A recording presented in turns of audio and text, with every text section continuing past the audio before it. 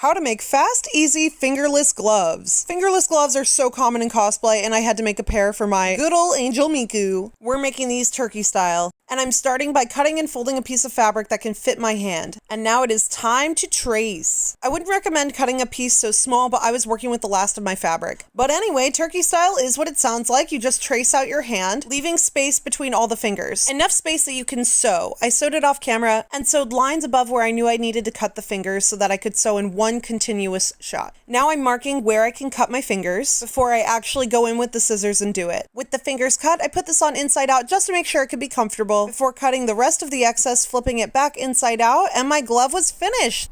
Wow! I needed to make one more piece for these gloves in particular, and it's those strange white pieces. The piece around my wrist is essentially one big rectangle that I measured and cut before sewing, flipping inside out, and stuffing with foam, and I used the same method for the piece on the back of my hand. I traced out the shape it needed to be before sewing and cutting the excess. I left a lot of room to be able to flip this inside out and then stuffed my foam inside. This is where I stuff it right in. I was using 6mm foam for this, and the end result was this nice puffy white shape. I sewed them together off camera, and we're done.